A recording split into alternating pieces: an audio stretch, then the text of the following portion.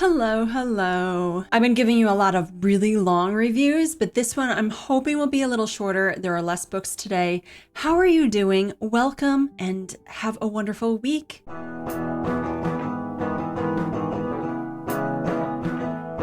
Let's start with book 3 in the Kamigawa Food Detectives series. This is called Menu of Happiness. I believe around a year ago I read the second book. This one just came out in English translation, but these books were written a while ago in Japan. This is a series about a father and daughter. The father is a retired police investigator, and his daughter, she really loves that idea of investigating things too. But her father now likes to cook food, so the two of them are a team. What I love about this series is that it's a little bit the same. Every book is very similar. It's like having a job. So when you go to work, you're going to expect the same sort of thing, but maybe different customers.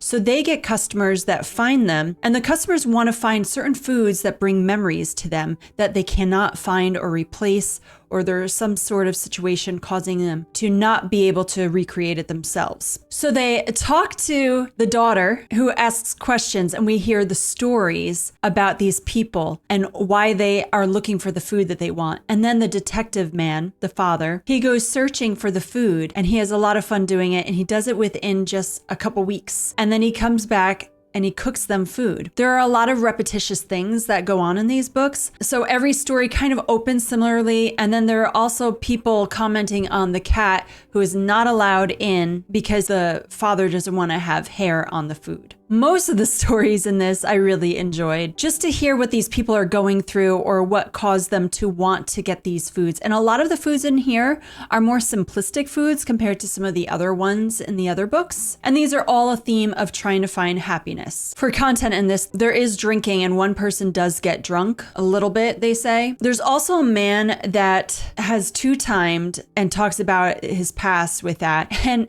it's funny because the daughter of the detective, she's like, she hounds on him and says like, that's a horrible thing. You're a horrible person. Like she really lets him know her thoughts. And he's like, yeah, I know. Like, so it's not where it's glorified at all. There's also people mentioned that are either dying or have died. There are a couple of people that have regrets, and there's also grief brought up. This is set in Japan, so you will hear where they have a shrine for the wife/mother of the two main characters that are doing this job. But these are very cozy books. It's like a cozy mystery without murder, really. It's just the mystery is finding the food, and it makes me so hungry, and I just want to eat all the food. There are a few L.M. Montgomery books that I have not read, and I've been trying to slowly get through them over the years. So one of these is Kilmeny of the Orchard. I actually had not heard about this until just like maybe 3 years ago. And I've heard mixed reviews on this one, but I thought it was actually pretty charming. It's a unique story. It was a little different. It's more set from the male perspective, which is why it's a little different, because most of the books are about a female perspective. So this is about Eric. He is a man that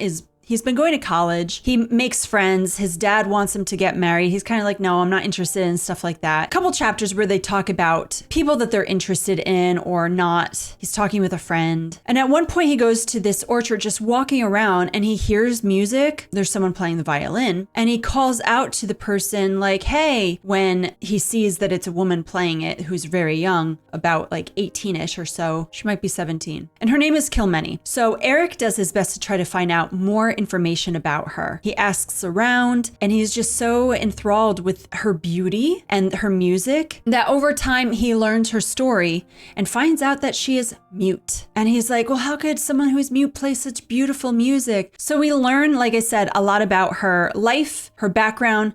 I feel like we don't get a lot about Eric's background, which is kind of weird, but he is definitely a little bit infatuated with this idea of Kilmeny. I do like her story a lot. It is very interesting.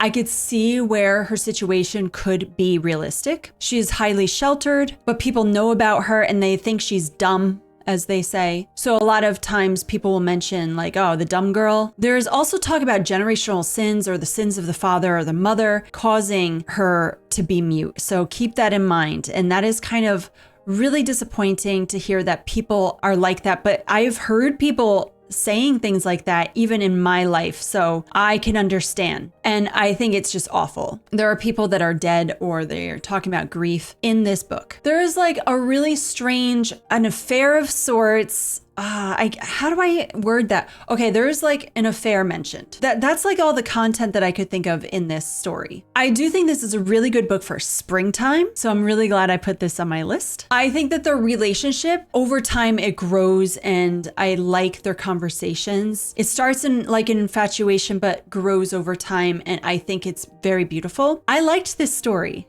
I liked it. It wasn't amazing, but I liked it. I'm only briefly going to mention the first timeless book, When the Day Comes. I finally read this. There's been a lot of hype about this book. I do have a vlog that will be coming out about more of my thoughts as I read this book. But in short, I could tell you that this is about Libby, who grows up in two different timelines. One is 1774. She starts off being 19, and the book, she does end up turning 21 eventually in this. So we get a couple years, and then it goes a little bit further after that. But so the one timeline is 1774, and the other timeline is 16? And so she's growing up in two different families. The idea is that she goes to sleep and she wakes up in the other time, but it's the same day. And then once she completes that day for both timelines, then she goes to the next day, which was a little weird to think about, because I was like, so she literally lives 40 years. Like, I'm in my early 40s. I cannot imagine me still being like 20, but living about 40 years. That would be awful for me. So she lives a lot of life, but she eventually will have to choose which timeline she wants to live in. So in both of these timelines, we do have the Revolutionary War and World War I. She has a mother that she really loves on one side, and a mother she doesn't get along with on the other side, but she loves her father. And in the very beginning of this book, on the timeline with the mother she loves, her father had passed away. So she's been grieving that. So that's all I'll say about this book until you see my vlog where I talk more without spoilers. I thought it was a very interesting story. I enjoyed the story. It wasn't amazing. It didn't blow me away. I was fully engaged, but there were things content-wise that actually really bothered me a lot. And I have not heard of anyone mentioned. So I will give you some content right now so you're aware if people have been telling you to read this. And I don't get like triggered by things like easily, but I just didn't enjoy the way they were talked about or the placement for it. There is rape in this, so be aware of that. There are manipulative, controlling people. There is forced marriage. One character is drunk. There's espionage, or at least mention of it. There are lies. There's death and there's grief. There's war violence. The violence, there's like no gore, just so you guys know. There's jealousy. And there's even talk of someone being gifted a slave at one point, but they set them free. I do look forward to the second book, though. I'm interested in learning more about it. Again, look forward to my next vlog video where I will talk about this in detail. As Long as the Lemon Trees Grow. I loved this book. I had been wanting to read this. This was one of the ones that was on my to-read list the longest, and I'm sad that I put it off so long because it was really, really good. This is a heavy-duty story, but I loved it. This is set in Syria. Now, if you are not aware about the crisis that had occurred in Syria, which is still sort of coming out of, still sort of going through it. There are still lots of refugees out there. This will give you an understanding of what Arab Spring is about without going all into the political stuff. Like, it doesn't really talk in depth at all about it. It is more a story of the people living through it. The main character, her name is Salama. She was going to school to become a pharmacist, but she ends up finding herself working like a doctor with a doctor. She does all the things the doctors do, but she's only 18 years old. And that is because there's such a high need with the crisis of violence in Syria. She does mention some different thoughts and ideas about medical terms in this that you're like, oh, okay. It's not like overwhelming though. It's just like brief mentions and you're like, okay, she knows her stuff, you know? So because she is learning about her country being ravaged by war, she has lost people that she really cares deeply about. She is living with her sister-in-law who is very pregnant. She is trying to figure out if she wants to leave the country or not because she hears some stories of people not making it and people that do make it. But her sister-in-law is like, we should go, we should get out of here. And she's like, no, I have to help people. But then she ends up meeting this man who's only like a year older than her. And he brings in his sister to be cared for at the hospital. They have a backstory of how their families knew each other. And so they start to form a bond and a friendship and eventually a romance. I think this is a YA story, and there's nothing sexual in this at all. It was very refreshing to read, but there is so much stuff about PTSD in this that she knows she's like having these weird visions. She's like talking to like, it would be like an imaginary friend. It is explained, and you see how she's trying to cope with all of the pain by creating this image. And there's a lot more in it that gets revealed that you're like, wow, that is amazing to like find that out. Like they did such a good job with writing this book. And it is written by a Syrian, so she understands the culture fully. This was just really well written, and I loved it. There's a theme of lemons throughout the book. It was well done. So for content, there are injured patients. There is even a time where there are threats put in regard to a patient. There are babies in incubators at one point saying about how they don't have mothers anymore. That was really, like I said, this is a harsh reality story about what people really went through. I don't know the situation. I was following it like crazy while it was happening, and I need to really follow up a little bit more. And I know someone that has visited Syria over the past couple of years, and I said, isn't that dangerous? And she's like, no, it's beautiful. And it was great. I was like, oh, so like, I must like not know what's going on now. Like I now need to know. There are talks about bombs and shootings and people dying, and there's lots of grief and PTSD. There is someone that is wanting to rape someone and begins to threaten them and use violence, but it is stopped before it happens. There is no actual rape that takes place in this, no being undressed or anything. There are a few uses of the S word throughout this. I'd say like there was one scene where a character says it like multiple times in one sentence, like over, I think there are like 5 altogether. I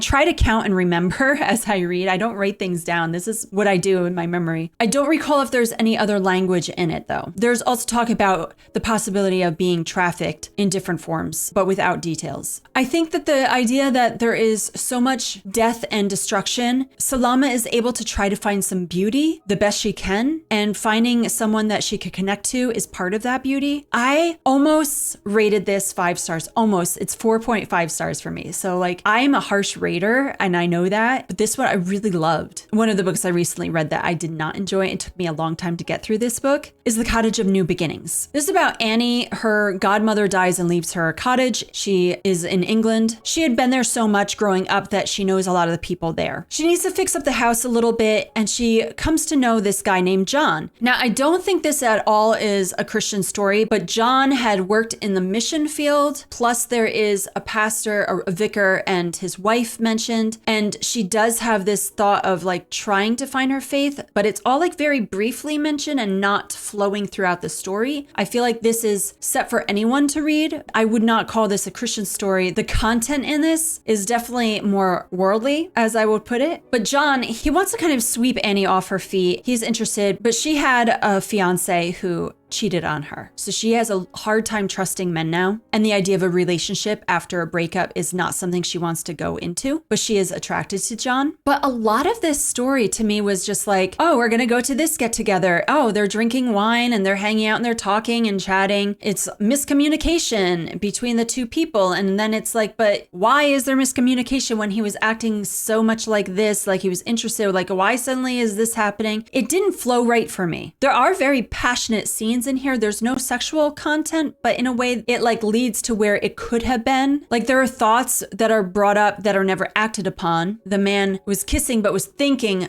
thoughts, but they don't say what his thoughts are. And he mentions like, oh, I'm glad that I didn't go further. Like, it's just odd. Like they're kissing on top of one another. It's just, like I said, it's a little passionate, but it doesn't go beyond that. But there is a part where she's getting dressed in like a negligee or a nightgown of some sort that's sexy, and he kind of like walks in on her. That she also gets walked in on when she's in a towel or something. So there is that I'm just like, oh, why do we have to put those in? There are a few swear words. I can't remember which. I know there's an S word in it. I was bored by this book. I am so sorry. Like it had potential to be somewhat good, but it's just, like I said, it didn't flow.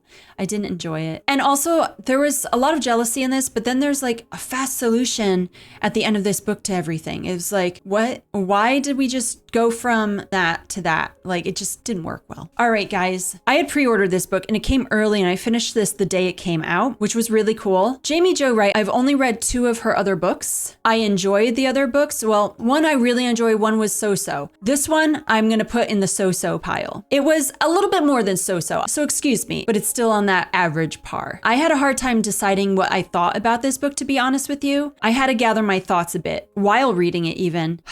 So we have the dual timelines that she always does. One of them is set, well, we'll start in the present day. We have Triss. Her whole family's obsessed with the paranormal. They are very into trying to contact spirits. It felt a little odd for me, but she is also struggling with the idea of a newfound faith and how she feels uneasy about who these spirits are that she had been talking to. So a lot of the beginning of this story for her part is grappling with that. She goes to this old house that is known for mass murder. And so people think that there are ghosts, but there's an old bookshop there, but there's also an old library. So are they selling these old books that are there, or are they just selling new books? Like, or is it just a library? And they talk about the Dewey Decimal System. So I'm like, is it just a library that they're just calling a bookshop? I didn't understand exactly what that was, that why is it called a bookshop? And they do mention bookshop, but then they just talk about like library books. Like I said, I'm confused about that. The house is said to have 99 doors and everyone thinks there is another door, and people have been looking for this other door.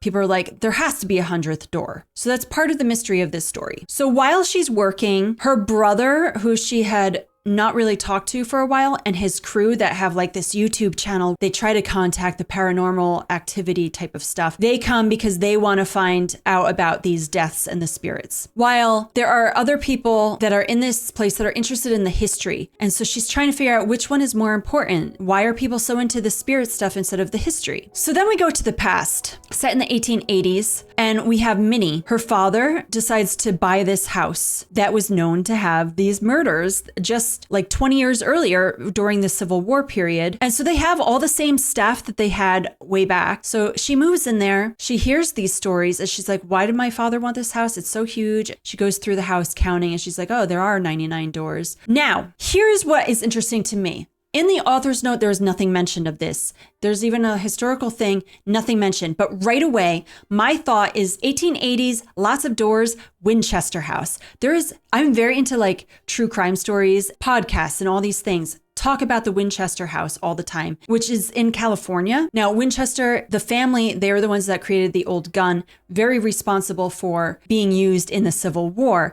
And so there are lots of talks about how Winchester's family feels so responsible for it that they felt like they had to build, well, there's a woman who I think is the daughter of Winchester who built this house filled with lots of weird doors that go to nowhere sometimes so they can confuse spirits of the people from the Civil War. So they get lost and it is like craziness, but you could actually go to this house and see a tour. It is a real house that exists and has loads and loads of weird doors. So that's what I was thinking this got the inspiration from, but there's no mention of that. But if you know those stories, you put it together. So that actually kind of bothered me that there is no mention of that. Like, Jamie Jo Wright, was that your inspiration? Please say it if it is, because otherwise it's like way too similar. But anyway, so Minnie, she is not really welcomed there. And her father is always pushing her to not be like her mother. And she loved her mother. And her mother was a woman of faith. And her dad is like, you can't go to church. You can't do this. I don't want you to be like your mother. And so she's like, I don't understand. My mother was wonderful. The ideas from Minnie's time goes into the time period of present day.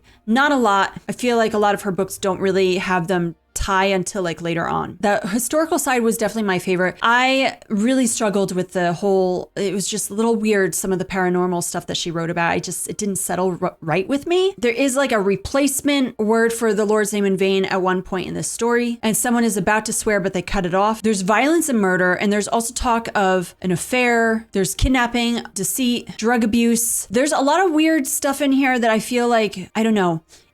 Like I said, it was good. It was good. It wasn't amazing, but it was a good book. I enjoyed it. I'm ready to read some more of her other books that might be way better. This one definitely is not at the top of her best books. Oh, and just so you know, there is a little bit of romance in this. There's no blossoming romance. Like, I feel like the romance story is very much in the background, but it was like also important. So I feel like it would have been good. I did like the ending to this book. So there is that. The ending was very well done. All right, guys. Well, thank you so much for being here. I hope that you got something from this video. I know some of these were new books, so that to me is important to express what I thought about some of these new books, but also if you were interested in any of these, or if you didn't even hear about these and now you're like, oh, that sounds good. What are your thoughts? What are you reading right now? Tell me a book you're reading. All right, guys. Well, I have lots to do today. I'm going to be out and about. It is a nice day. It seems like it's starting to get warm. Bye.